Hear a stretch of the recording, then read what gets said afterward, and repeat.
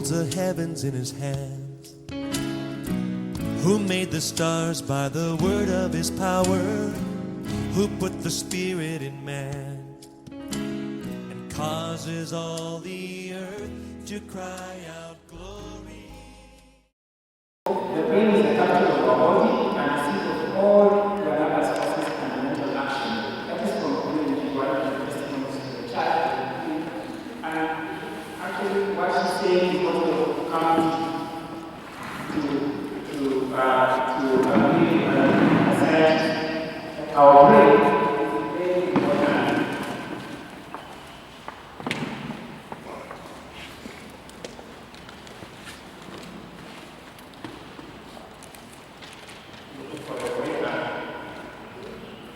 Our brain is very important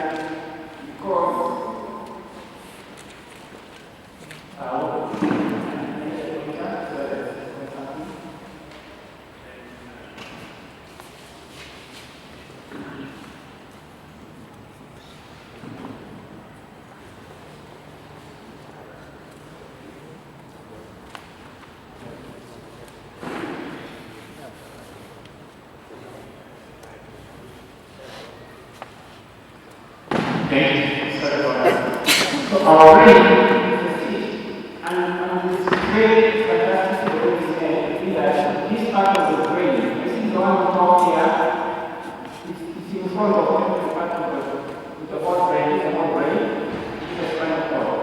This part is at the front, on top, and at in front. Yeah? That is called the frontal cortex. It's the seat of the mind. This is the one that holds the mind and one that makes the decision for you. And there are two of them covering both sides, and I've covered the middle part of the brain where you can't see it in the middle. I think this one is the middle. You can't see it from here, but the middle part of the brain is the one that deals with the emotions. This is anger, fear, love, hate. The Bible calls this the heart. The heart, witness the heart is something that's in the middle, protected by the rest. Where we call it, the cardiac is the one that, I think there's a problem with that. It's because it's in the center of the chest and protected by the rest. So even the brain, the seat of emotion is in the middle, protected by what? Okay? Around here, this deals with action. It's what connects you to move your limbs, to run, to fight, to whatever. But before it does that, it has to get the communication from the heart or from inside. And it sends the impulses and the left. This one here, it deals with your memory and the speech. Here you use it for speech, for talking. Here for understanding. On the left side, which is the dominant, it deals with the speech. On the right side, it deals with understanding the music. We understand why music is very important. This other one you see here, this one here, is called the brainstem. It deals with your life, swallowing, controls your heart, controls your eating, controls everything. You add something about medalla, that's a part. Now, we understand the whole brain, and this is spinal cord that carries the impulses down or receives the impulses up. You understand, just from the way God has created us, that the most important aspect of the brain is ahead, supposed to make decisions for you, initiative. Your spiritual understanding housed here, very important. And supposed to be the one to make decisions so it's ahead and on top of everything. The middle part that is hidden is for emotion. So the brain, we have to take care of our brain. And there's a connection between the mind and the body. The relation that exists between the mind and the body is very intimate. When one is affected, the other sacrifices. That was from the council from Ministry of Trade. And that is proved that our brain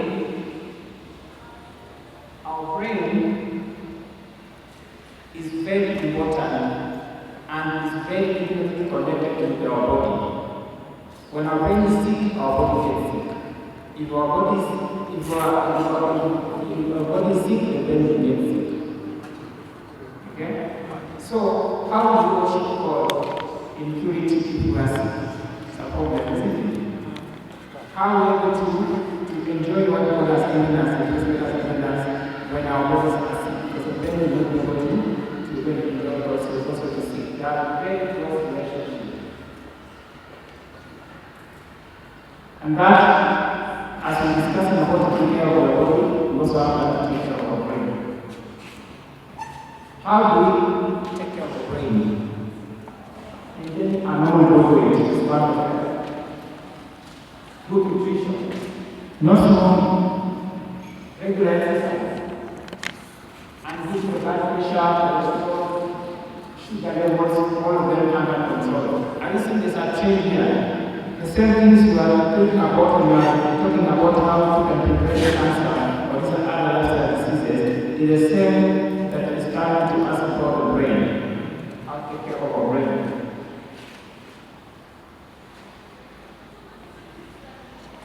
Diet.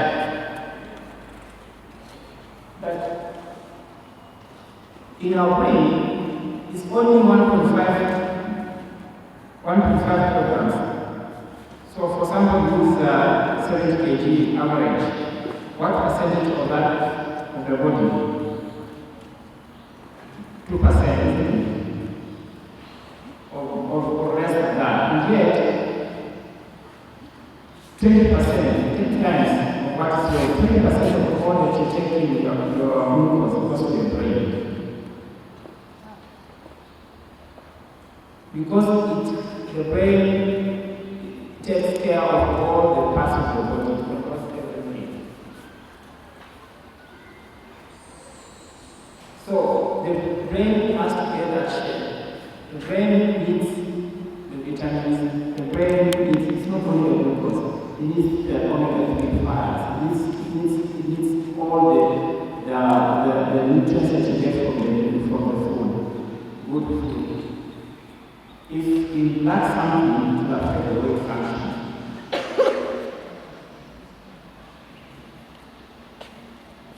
So, carbohydrates, we talk about 20% of the brain, glucose goes to where? To the brain, isn't it? But does all carbohydrates good?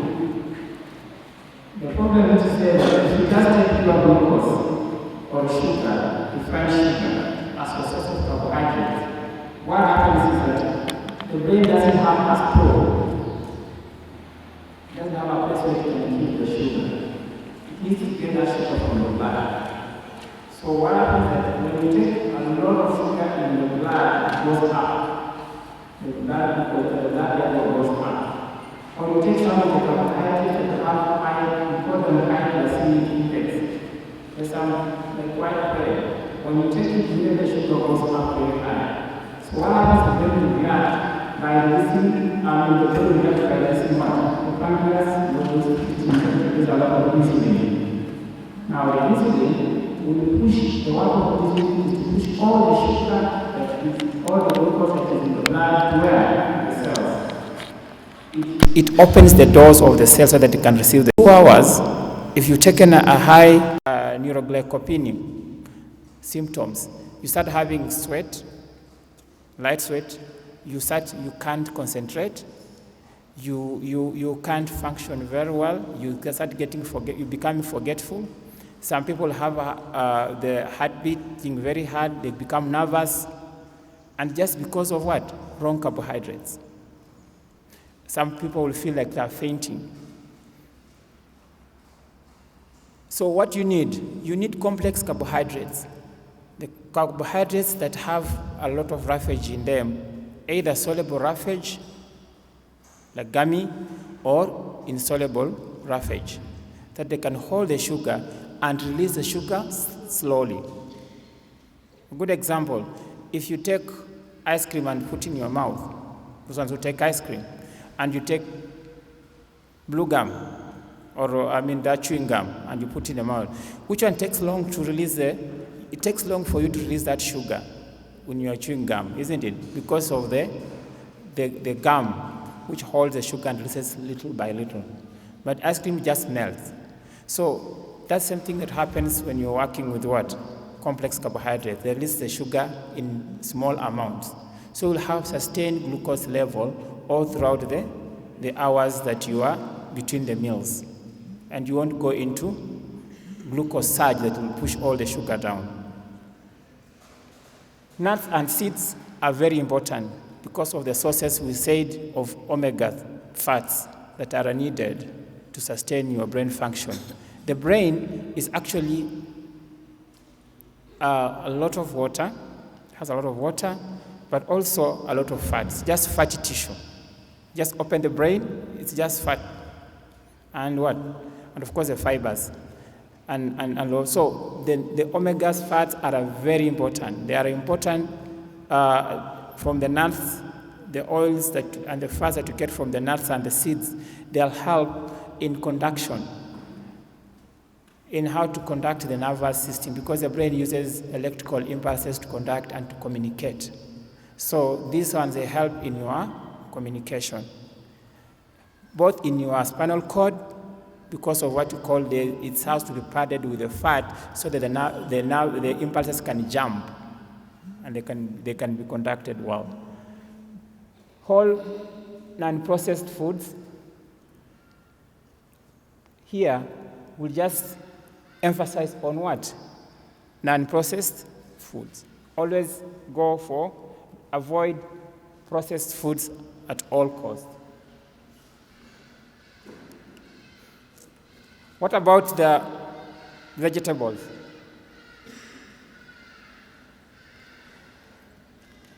Eating one serving of leafy vegetables a day may slow brain aging by a whopping 11 years. So how many of us have been missing some vegetables? It's supposed to be daily, not once in a while.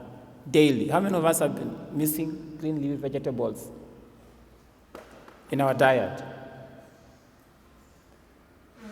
So Morris and et al. Others found out that those ones who ate at least one serving of leafy vegetables showed an equivalent of being 11 years younger. What does that one bring for you, for those ones who understand the Bible? Who tried this one also and came out very, very nicely, successfully? Daniel, isn't it? Daniel asked for what? For vegetables and water, isn't it?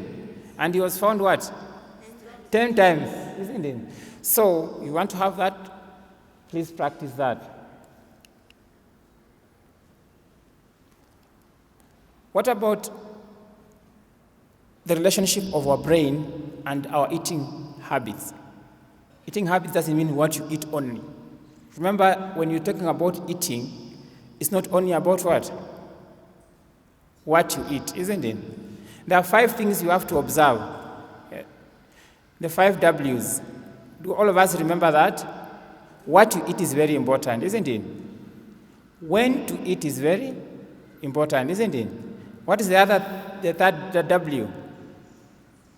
Why you are eating. Some of us eat because we have been invited to eat, or because to please other people. You're going to visit somebody, your stomach is already full, but because you want to appear nice, especially in the African setup, you want to appear nice, so you'll just eat to please, isn't it? Or you eat because other people are eating, especially some of us who are traveling at midnight. You get to a place, you are lighting, and you find people are eating. You also do what? Eating. Why you're eating? That's poor nutrition. The 4th W is what? The way you eat. Some of us, when you're eating, we just take 5 minutes to finish our lunch because you're always in a hurry. You hardly have time to digest, to grind that food until it is. So you end up eating a lot of big chunks of food with poor indigestion. And you remember that digestion is what? What's the relationship between digestion and how fast you eat? When you eat fast and you just have big chunks and you swallow big chunks for well ground, what happens is that the enzymes are related to what? The surface area. So when the food is chewed nicely, the digestion, the enzymes work best. But when you have big blocks and you have just swallowed, the enzymes do what? They can't work very well because the surface to volume ratio will be what? Be small. So you really have to have what? Chew very well. And the last W, even where to eat, where you eat. Some of us will eat anywhere, isn't it? You are watching tele, eating. You have a dining room, but you don't use the dining room.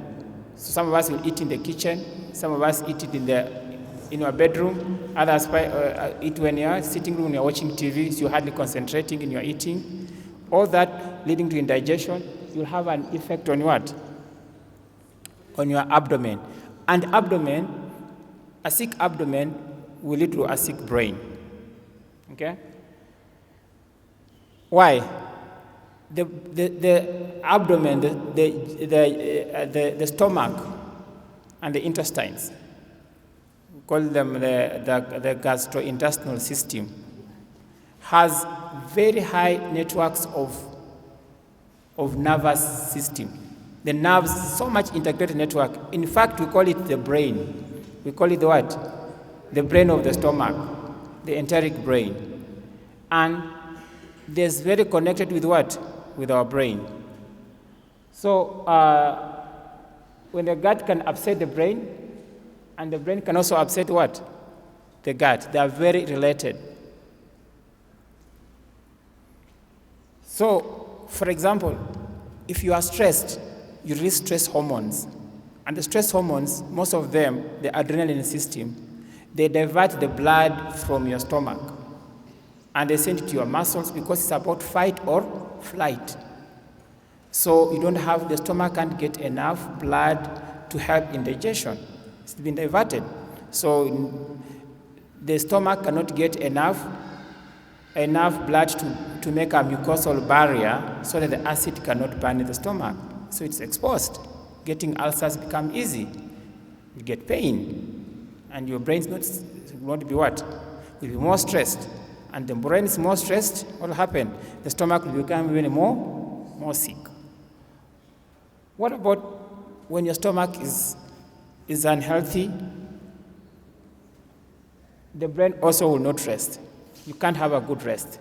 Some of us, when you have had a very heavy stomach and you're going to sleep because you don't know, you're not observing when to eat. You eat your heaviest meal at supper.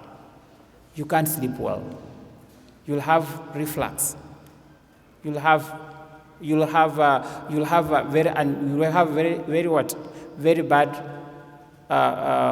very bad relaxation. And the brain, the rest is very important so that the brain can do what?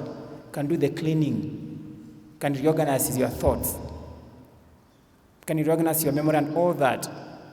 And you don't have good rest, you'll be affected.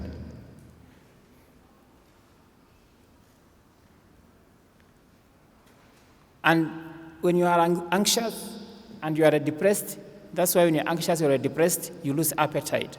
Because the anxiety and depression leads to anxiety hormones, the cortisols and others, which lead to what? Your loss of appetite. So all those are related. You have to take care of your stomach so that the stomach can take care of your brain. Or take care of your brain by what? By taking care of what? Of your stomach.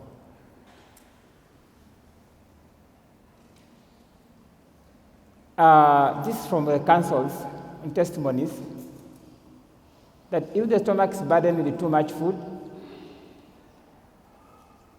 the brain force will be called to aid in digestion, and this one's what? It affects our brain, how it functions. Because the brain will be so much working on in your abdomen, in your stomach, than in what? In thinking or in recognizing your thoughts. What about aging, premature aging? If you don't take care of your brain, in the long run, you will start aging early. And this has become a disease of modern age called Alzheimer's, where people start aging quickly. You start forgetting. Okay? You know how do you differentiate? Alzheimer's is different from common forgetfulness. If you forgot where you placed your key for the house, you've forgotten, isn't it? Yeah? That's not Alzheimer. Yeah? If you forget the name of your wife, we have a problem, isn't it? But in Alzheimer, they even forget they had a wife in the first place, or you had your husband, leave alone forgetting the name. Yeah? It's such a debilitating disease, and it's become a common bane in the common society. International data, when you autosomal standard trials in the Journal of American College of Nutrition, they found out that diet significantly plays a role in Alzheimer's disease. And the Western diet is very common. And that's why Alzheimer's disease has been a very common in Westerners compared to us, but we are catching up very fast. More meat, sweets because what we said, the carbohydrate. Sorry about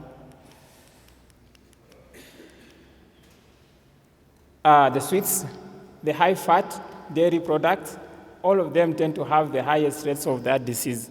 If most of your friends have that, just remember they are They are at risk of Alzheimer's. The meats and the dairy products, some of them could be directly because of the trans fats, those saturated fats. And the meats, the animal proteins, generally speaking, they have high inflammatory. They cause a lot of inflammation in your system. Remember what is the topic for the speaker in the morning? They are inflammatory, they are pro-inflammatory. This one hardens your blood vessels, it makes them hard, and the brain can't get enough blood. The blood, once it reaches the brain, there are some areas where there's only one small arterioles, very small tiny arteries that can reach there. We call them end arteries. They are not supplied by any other source. So when they are hardened, they are the ones who suffer the most. They get blocked, and you don't have the brain doesn't get the blood that it requires. So it ages. And once it ages, it starts dying out. Your communication is ceases, and you start having problems with that. The meats, some of them because of the recent animal husbandry, what we are practicing, as the speaker has told us early on, we have so many of the viruses, we have so many of the diseases that are coming up that also will worsen your risk of getting Alzheimer's and other diseases. You also have a modern threat on our brain. If you remember what we call the Creutzfeldt-Jacobson disease, or a spongiform encephalopathy. It's a long term, but it's just simple. It just means your brain becomes a sponge. Yeah? Your brain becomes a sponge. How do you know about a sponge? It has many holes, isn't it? So what happens is that we have proteins that are soluble in the brain that circulate around the neurons. And those brains, what happens is that this disease is not been caused by a bacteria. It's just we call them a prion. It's just a chemical that once it's in the system, it changes the configuration of the normal proteins and they harden. And once they harden, they become insoluble and they strangle the neurons. And the neurons die and they leave holes around. Once the neurons start dying, you are dying while you are walking, dying slowly. It reaches a point where the brain can sustain itself because most of the neurons have died. And you become what? You become what called, you become mad before you die. That is some of the things that you can get from our meats. But that will be an acute one. Alzheimer is progressive. What about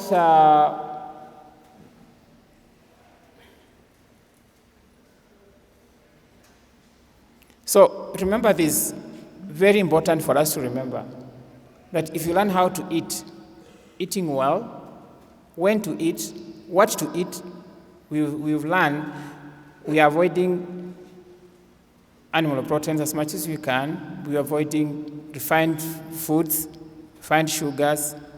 We are avoiding fatty foods, animal fats especially, all that one. And when we are eating, learning how to eat good breakfast and very light supper and in time, and avoiding too much snacking in between your meals, taking enough of your water, all that. If we learn to eat in due season, yeah, we are eating not just to fill up our tummy or to satisfy our appetite, but we are eating for strength.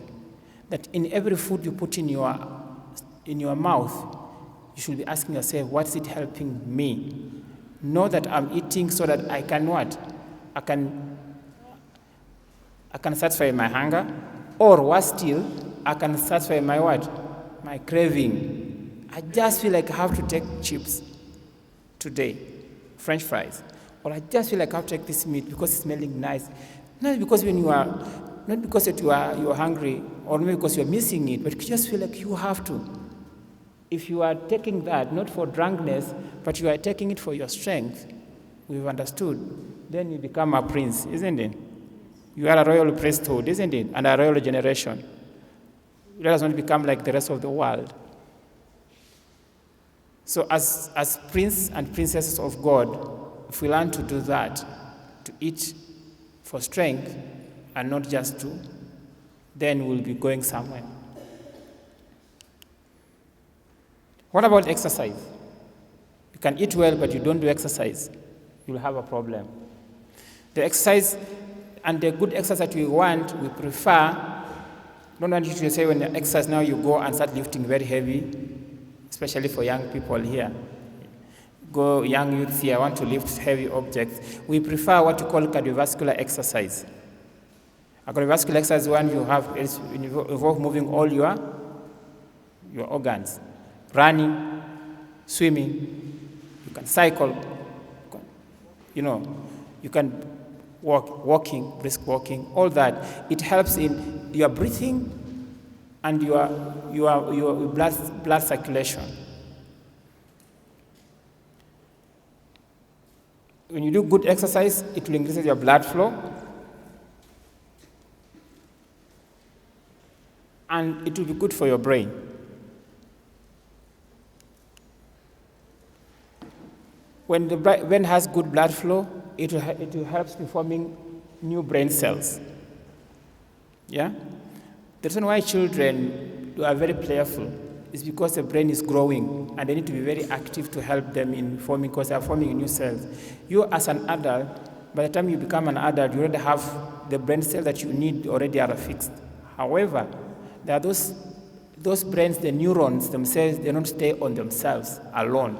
They need support cells, which helps them. And each neuron is surrounded by a lot of support cells.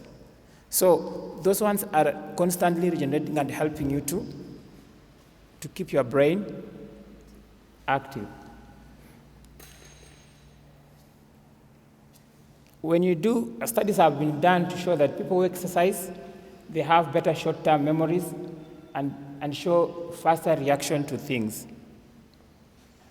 So if you're a person who you are a couch potato, your work is you wake up in the morning, sit in the car, drive, reach home, reach at your workplace, sit, go to your computer or the desk the whole day, wake up, get to the car again, drive through the jam, reach home and sit again, you are in trouble.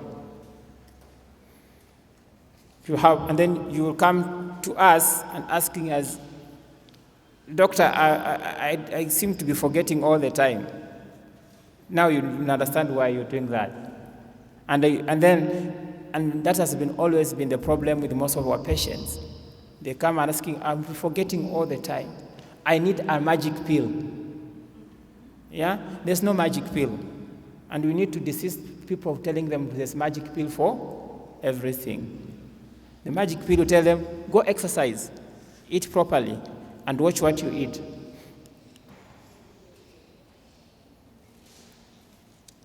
The brain, apart from this the brain has, for the continued growth of the new cells in the brain, there are what we call their factors, or their nutrients that are very specifically geared towards promoting this new cells growth. We call them nutritic factors. And the brain-derived nutritic factor, BDNF, has been shown to be increased with exercise. And this not only helps in the generation of the new cells in the brain, but also in maintaining them. Yeah? And avoiding getting the Alzheimer's, as you're told about, and other brain diseases. And of course, helps in your what? In your long-term memory.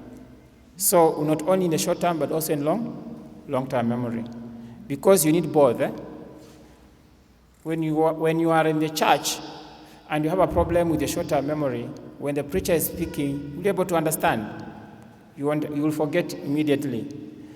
And then 10 years down the line, when you are reminded of what the speaker spoke 10 years ago, you have no idea, isn't it? It will be a problem, isn't it? So I want us to understand this way, that it's not only for our own daily life, but also in our spiritual life. Because we need to be alert as children of God. We need to be able to understand, even when you go to what? You go to our churches. And we're able to understand when we read our Bible. And remember, if you have a problem with a sick brain, you have a problem with what? With capturing the information that is essential for us. And also in even in what? In remembering. And you cannot share what you don't remember. You have a problem even in being what? Being a good witness. Because you've forgotten. Why are you forgotten? Because you don't do any exercise, or you eat very poorly.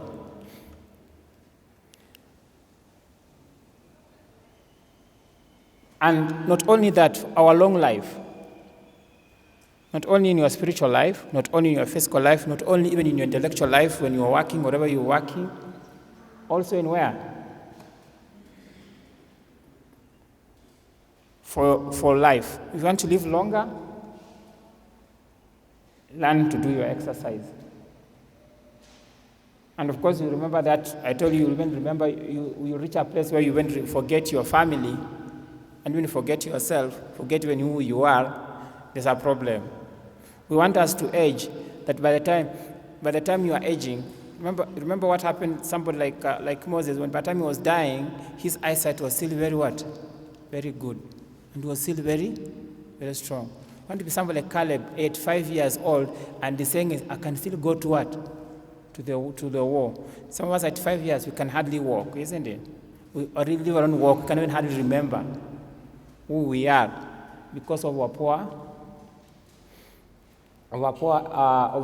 diet or our poor lifestyle. And Alzheimer's is just one of the diseases. There are so many other dementias that are around that we can't mention because of the scope and because of shortness of time.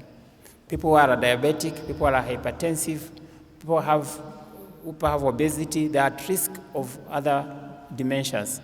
There are some we call vascular dementias. We have other dementias that we come across. Some of them caused by virus, some of them caused by what? Those deaths as you've been told about. So let us learn how to help ourselves in our life so that God can help us to live meaningful life and healthy life with a healthy brain. What about brain and depression? Remember that the brain, when we started, we said the brain is a center of what? Emotions, isn't it? And also of our mental life housed there. It can become sick also. And some of the mental diseases that we have, depression, anxiety, and all these others, research has demonstrated that depressed adults, and every time when you see randomized controlled trials, those are in science, those are the ones who have the highest level of evidence.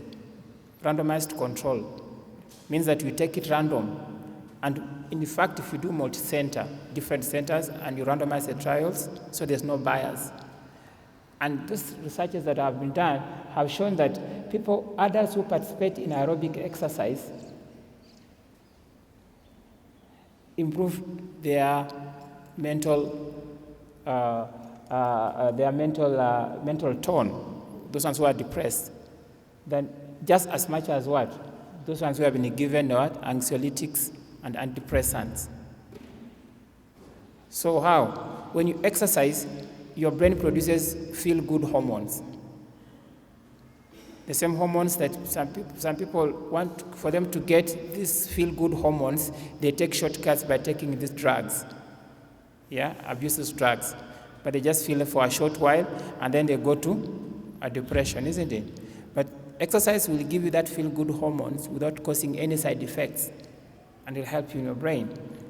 Sort of when you are depressed, you feel like you don't want to do anything. You know, depression, you feel like you don't want to do what? Anything. Who in the Bible was depressed? You remember Elijah?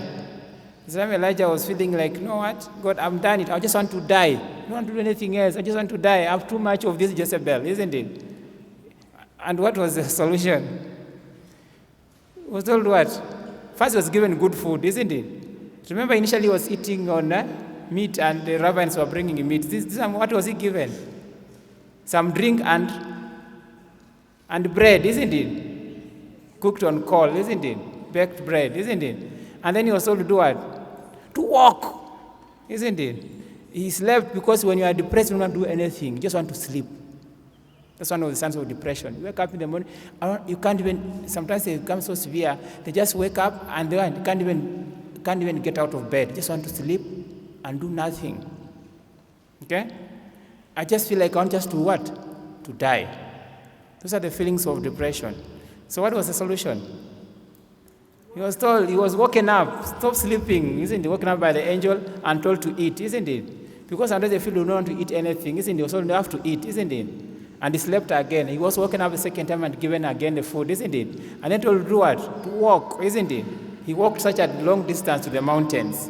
Exercise is very important. Remember that. When you're depressed, when you're feeling so low, do something. Do the exercise. Force yourself to eat and good food, isn't it? So that you don't get in trouble.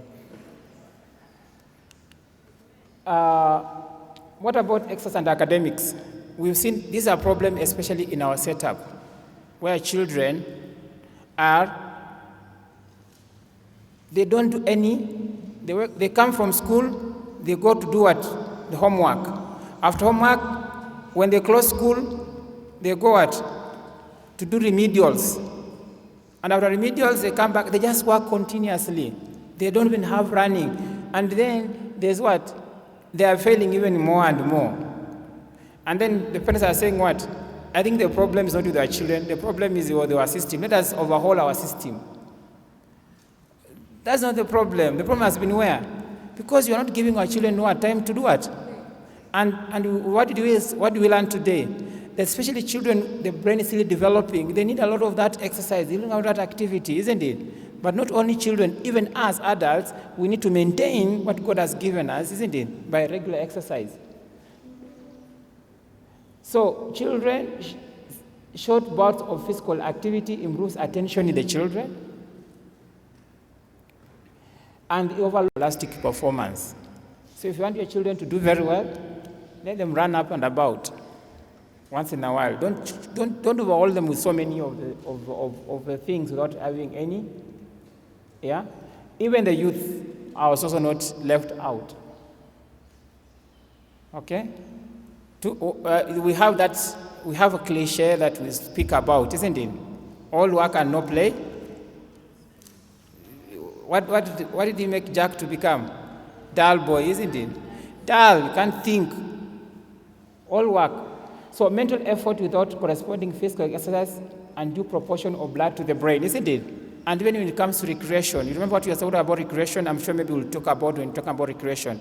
If your daily activity is about thinking a lot, your recreation activity is supposed to do what? To do something with the physical, isn't it? You can't be an accountant sitting the whole day and then your recreation is playing chess or whatever. Other things are also involving. That's not recreation. You have to be something, go to the garden or run, swim, do something.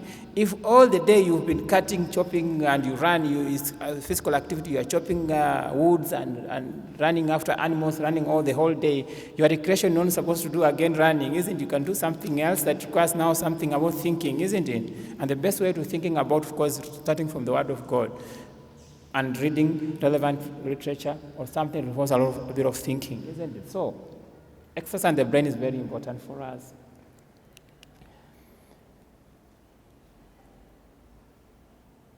Councils on Christian Temperance and Bible Hygiene says that the hours of study and recreation should be carefully regulated and a portion of time should be spent in physical labor. Always remember that. What about dehydration and the brain? Dehydration and the brain.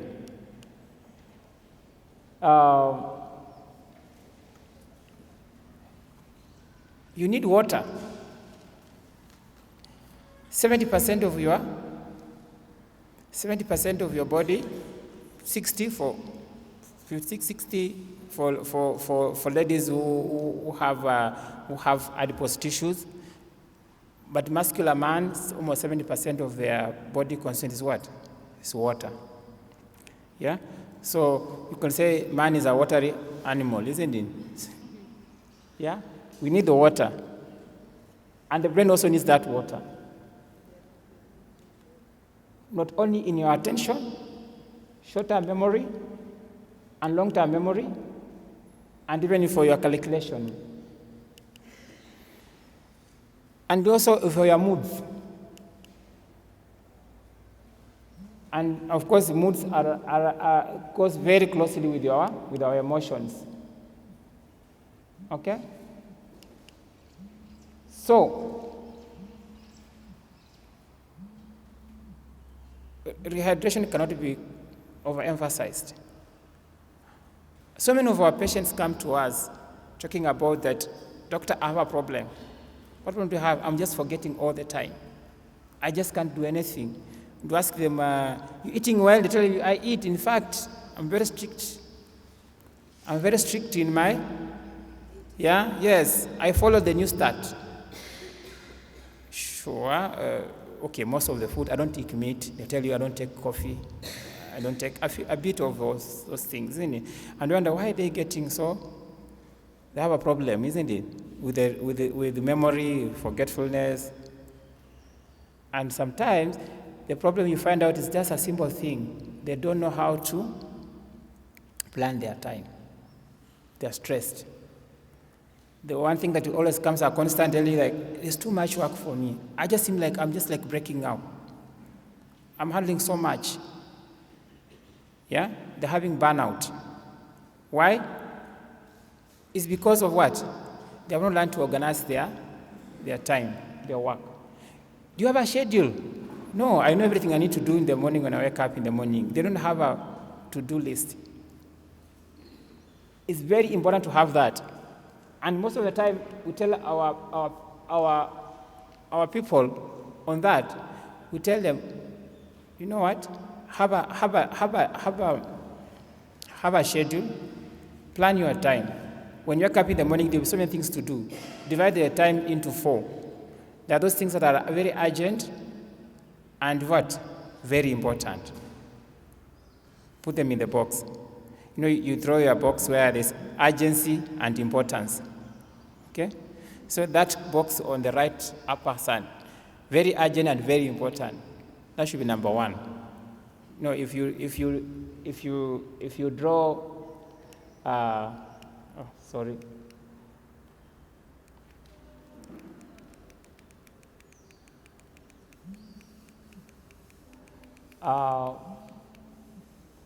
If you draw your, sorry, this technology sometimes can let us down. if you draw your list, importance and urgency, okay?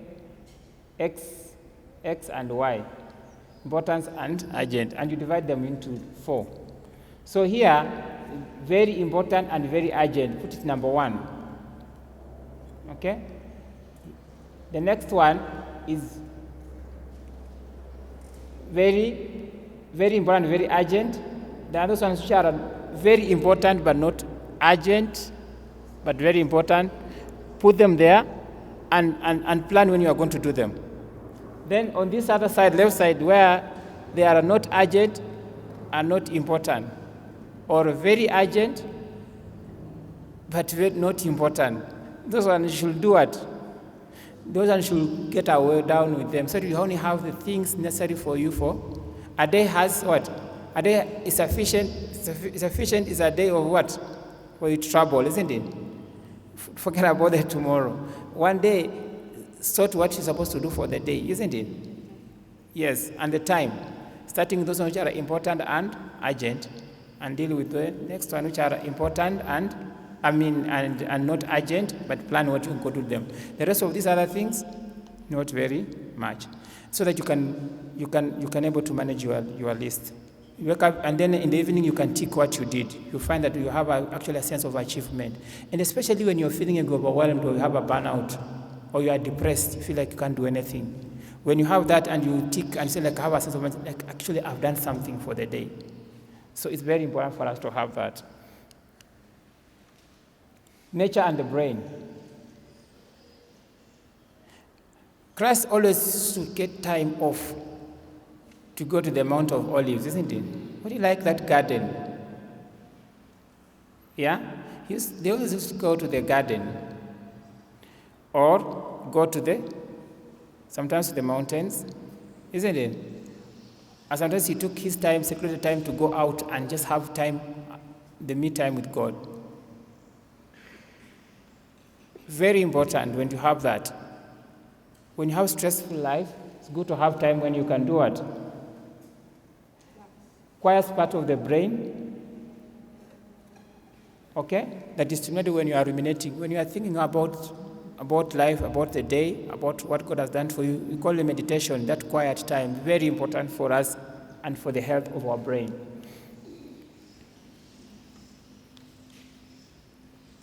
Better off if you also get that time when you're having relaxation time, making it during when it's sunny, morning hours, maybe until 10, or evening from 4.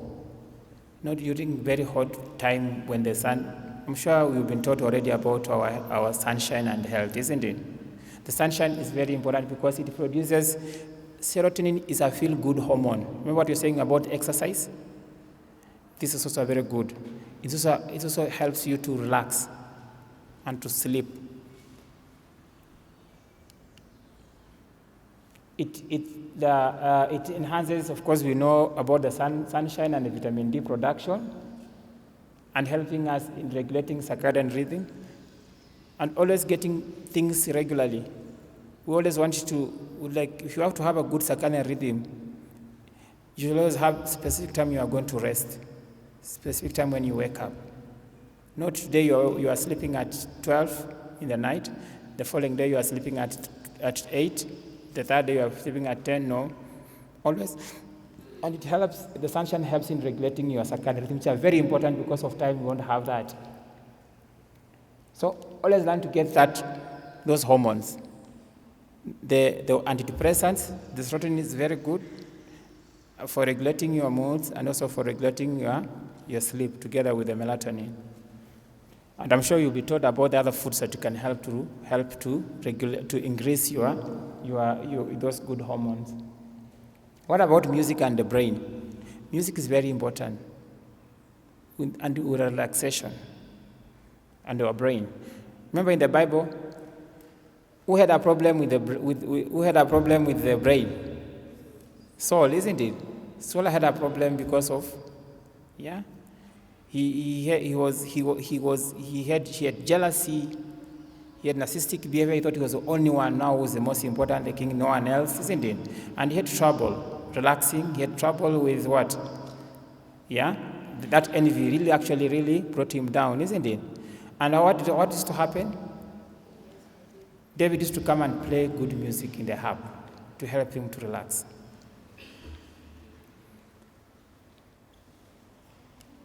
But this music, it has to be which music? Not all music.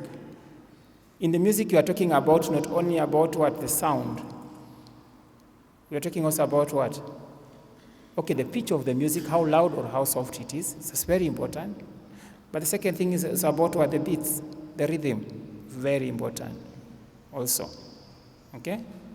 So the rhythm, the melody, the pitch, all of them are important for your music. Always want to have slow music and not very loud, isn't it? You can't get good music, good relaxation when you're playing music like rock. Music which are changing a lot of beats or are very loud. Those ones will do the negative. They will cause you depression. They will cause you violence. They will cause all kinds of.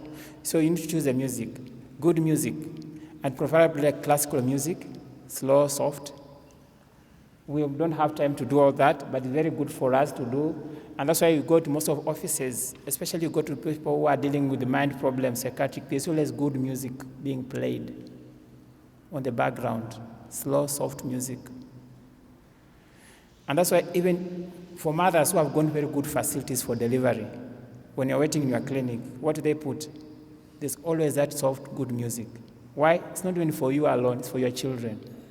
Music is very powerful that the children start listening to music when they are still, before they are delivered. They're already hearing the music. So very important for us to have that. Valium is one of the drugs used people who can't relax, who can't sleep. So sometimes you have that problem, learn to have those good music that you can listen to. It helps you in relaxation. Control your thoughts. Resist the devil and he will flee from you. How do you resist the devil? The devil cannot read your mind. God has purposed it that way. But he's a very good psychologist. He can observe what you do. He can observe how you carry yourself and guess what you are likely to. So too, he can whisper. He can say something to your brain. Thoughts. And some people have the thoughts from the wicked one, and they think it's their own thoughts. Learn to control your thoughts is very important. Some of us, like once said, if you keep on talking to yourself, especially watch that self-talk. I'm good for nothing. I'm just good for nothing. I'm just lousy. I can't amount to anything. You keep talking to yourself like that, actually you'll amount to nothing. So thoughts are very important. And so some of those thoughts, if you think those thoughts are contrary to the word of God, to what God has claimed, God has said that you are what? You are wonderfully, you are fearfully but some of us have a problem with that, isn't it? We always think, I'm not good enough. Some of us to the extent that I can't get out of the house before I do some changes in my face. I'll look terrible. Isn't it? Because they don't think like what? Those thoughts are like, who's telling you that you don't look terrible? And maybe even their partners are appreciating them. They say, you're looking nice, but I don't feel like I'm feeling nice until I've done this and this and that. Why? The thoughts, you have a problem with that. Isn't it? You think that you are not wonderfully made and you will think like that. So control your thoughts by the word of God. Claim the promise that God has given you. When some thoughts come in and say you are good for nothing, say, I'm not good for nothing. I'm a child of God, isn't it? I'm the king of the universe. And God is, so you having reassuring thoughts and you resist those negative thoughts. Unkind thought, a sad thought, when you do that, it releases chemicals that can make your body feel bad. You remember what you talk about the heart, isn't it? Guard your heart where issues of life come from, isn't it? Where was the heart found in the brain? Is the heart, okay, I think because of time, how many minutes do I have? 10 to lunch. 12. Okay, I have 12 minutes. So let me go quickly so I have time. Okay. Where did you say? Where is the heart found? Is it the chest or in the brain? Which part of the brain? The middle, the center. Something, when you say a heart of something, means what? The central part of anything. A heart of a tree is the center of the tree, isn't it? The heart of the matter means what? What's the center of? So it's very important. God has put it that way so it's protected. And you don't guard your heart from what you listen to, from what you eat, from what you watch. You'll definitely what? It will affect, isn't it? And to affect your center of emotion, it will affect your thought. If I tell you, if I ask you to hit her, will you do it? You say, why? You'll ask me, why should I do it? It means you are thinking. You're using the frontal part of your brain, isn't it? And if I hit her, why should I hurt her? And the consequences if I hit her, you're reasoning, isn't it? But if I want you to hit her, I don't appeal to your thinking, to your mental. I'll appeal to your emotions. I'll come and tell you that, she was backbiting. She said you are very stupid. What am I doing? I'm appealing to your emotion directly. I'm talking to your emotion. So what will you do? You feel angry, isn't it? How can you tell them what? That I'm stupid. So your thoughts are what now? Negative, isn't it? So you start thinking she's very bad, isn't it? And now those emotions will inform your brain. Remember I said the thoughts, the emotions will inform the brain, isn't it? That she's so bad and I have to do something about it. And now your brain will now direct your legs and your hands to rush to her and do what? And beat her. Are you seeing how the process works? So if you go back to our brain, it starts in the middle, isn't it? Then goes to your thoughts. Then your thoughts what? Directs your action. And your actions will form what? Your habits, isn't it? And your habits will form what? Your character. And your character will determine your destiny. They always go that way. So, guard your thoughts. Guard your heart, where issues of life come from, isn't it? So your thought is very important.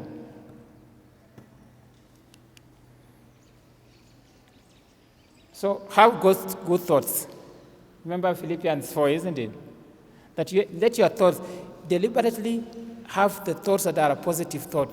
Whatsoever things that are true, honest, just, pure, lovely, good report, think of these things.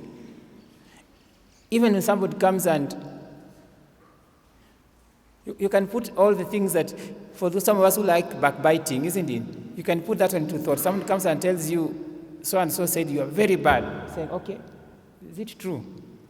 Confirm if it's true, isn't it? Before you act. Sometimes it might not be true, isn't it? Say, like, if I go with you to that person and ask, you will be there to say that, because it's true, she will be able to say that, actually say it, isn't it? Without fear. Is it honest? Sometimes it can be true and honest, but is it lovely? Avoid negative thoughts, isn't it? Something is going to make you get angry. Something is going to make you just to make you get to feel mad. Avoid them. Only dwell with positive things and things that have good report. So if somebody backbites you and it's not a good report, do what? Ignore it. Isn't it? It's not a good report.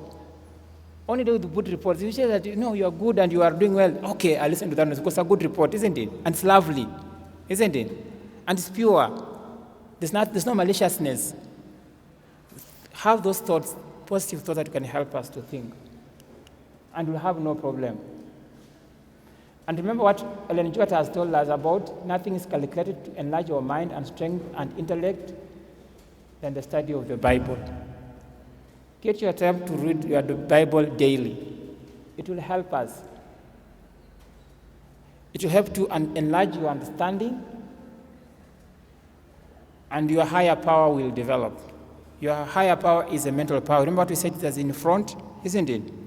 And it's on top of everything else. And once it's strong and developed, you'll have what? You'll have good brain.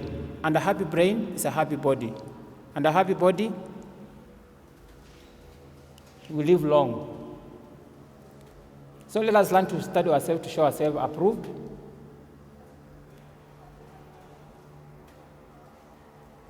Of God, isn't it? And heaven. And be able to enjoy the life that God has given us in this world as waiting for the life to come. And remember that the brain is the only medium through which heaven can communicate to man and affect his inmost life. Okay? It's the only medium. Heaven cannot do anything else except what? So if we damage our brain, the heaven cannot do anything. It cannot change us. Because we already damaged our brain, the only medium that what can change us. So we have to learn to protect our brain that God can. And that's the reason why God's children, especially in the last days, where is the mark going to be put? In your brain, in the forehead, in your mental aspect. Then from there, you'll be able to live well and able to withstand the deceptions going to come. And able to stand out to the end. So we have to learn how to protect our brain, guard our brain, so that God can use it to transform us and to be effectual children for Him. But if we damage our brain in the way we eat, we don't exercise, whatever we listen to, whatever we watch, we damage our brain, then we make it very hard for God to use us and to transform us. And then it makes it very hard for Him to put His mark on our head. So we learn to do that. Any question? I just want to add a little more. You talked about music. There was an experiment. It was done kwa ng'ombe. Kwa ng'ombe, na mtu alikuwa anafuga ng'ombe. Anaiwekea mahali pazuri pa kulala. Lakini alipoweka music hiyo classic ilitoa maziwa mengi sana. So maybe something in a relaxation. Yeah. No, it's very true. Not only, by the way, music is so powerful that not only it affects animals, even plants. Even plants. Yes, if you put plants and you start playing that rock music that the youths of these days are playing, that plant will not grow. If you play classical music, it will grow very well and blossom. Yeah.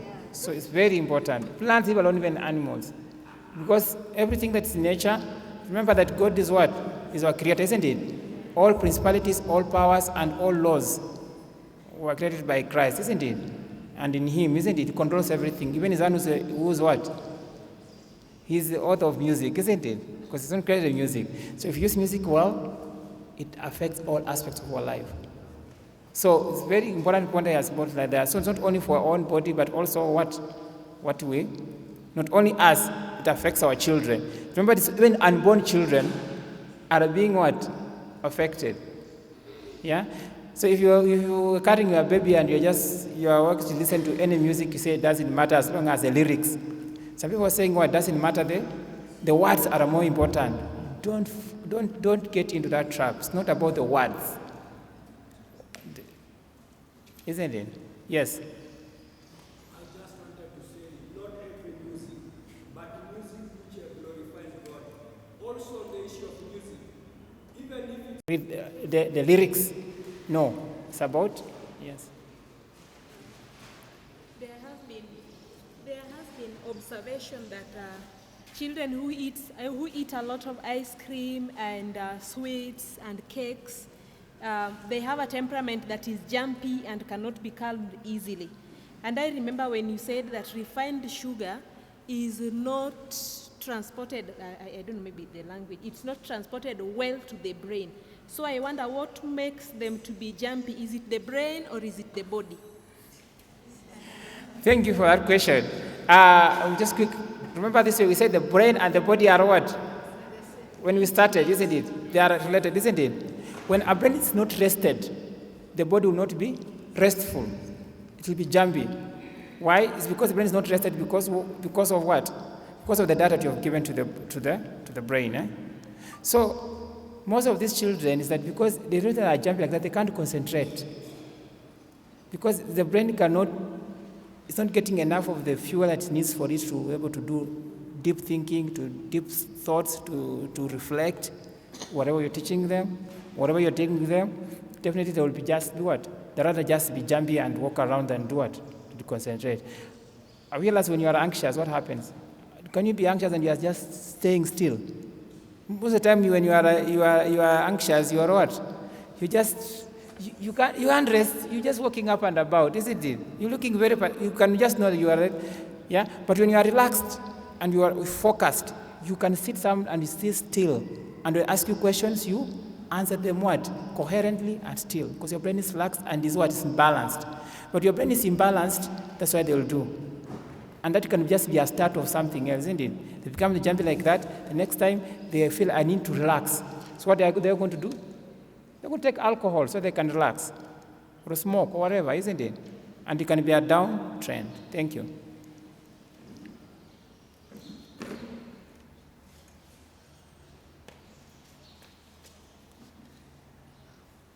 Praise God. Amen. For me, I just want to add on what he said about exercise and depression and then nutrition. So I tried it na niliweza kufaulu. I thank God. Depressants made me this way. Yeah. And now exercise and nutrition changed me this way. You can see. So I thank God. Our books are nice. Whatever we are taught here is nice. If only we do what? We follow. Amen? Amen. Yes, we are very rich. Thank you. Thank you. I don't think I can add anything about that. We are very rich. God has given us a very rich words and rich knowledge, but most of us we do what? Take it for granted. Let us not be like that. She's a testimony. Yes.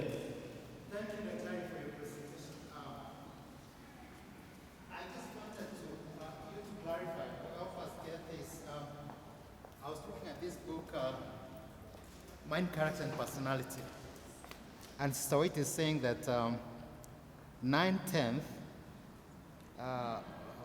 it's 9/10 of the diseases. Let me get it.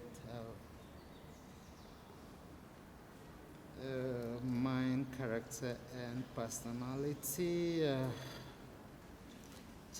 It's chapter 7, volume 1, chapter 7. Now that I'm in front here, it disappeared. No, I got it. Chapter 7.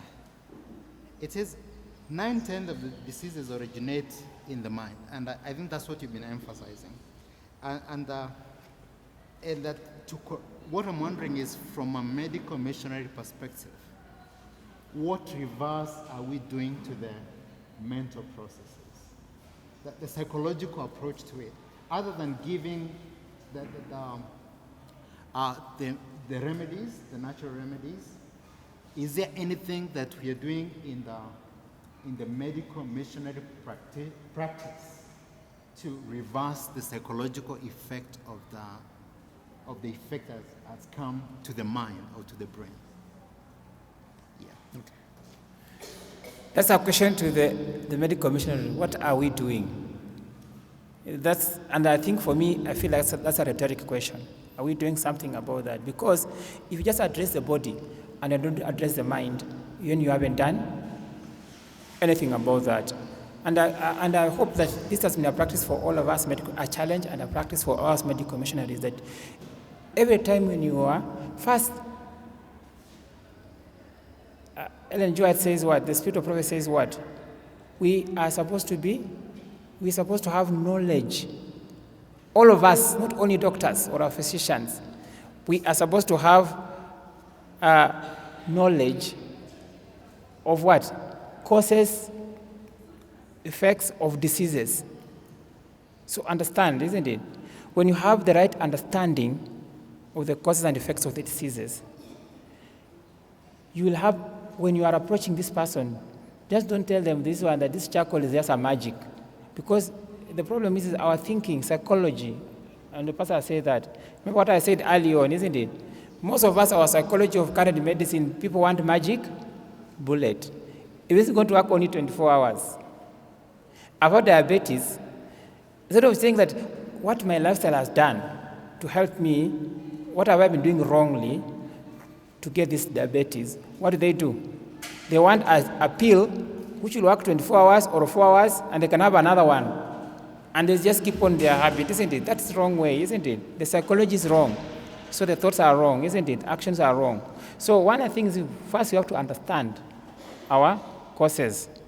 And to keep reading to understanding, isn't it? Because God is looking at us in Isaiah. You remember that when he says what? He's looking at us from the head to the toe. We're just full of those inflammations, isn't it? We have been talking about, isn't it? Our head is diseased, our psychology is wrong, our bodies are full of the sores, with cancers and all that, or just forming. And then he says what? How does he put it? What's the solution? He says, come, let us reason together. Reasoning means that God wants to tell you that now, this is why you're sick like this, because of this and that, isn't it? And God is going to reason with us what? We are God's children, isn't it? Who God is sending, whom can I send, isn't it? Are you going to say like Isaiah and say, here I am, send him, isn't it? And so that when we see somebody suffering, full of sores from head to toe, whatever he is, isn't it? We'll answer like, can you reason with the person? Explain to them the person that you know why, the reason why you are sick like this is because of your wrong eating habits. And tell them, when it's you who's doing it, it's because of you. If I'm not me, no. Some of us, you see like this way, they have to conduct only you. No. Yeah? He who is on us, even is on our side is what is with us, isn't it? And we have to work as a team. So the thing is that let it always point to Christ, that Christ is a great healer, but Christ cannot heal you before you correct that's why you're correcting your psychology. Correct this and this and that and that. And then now God will work through these things to heal you.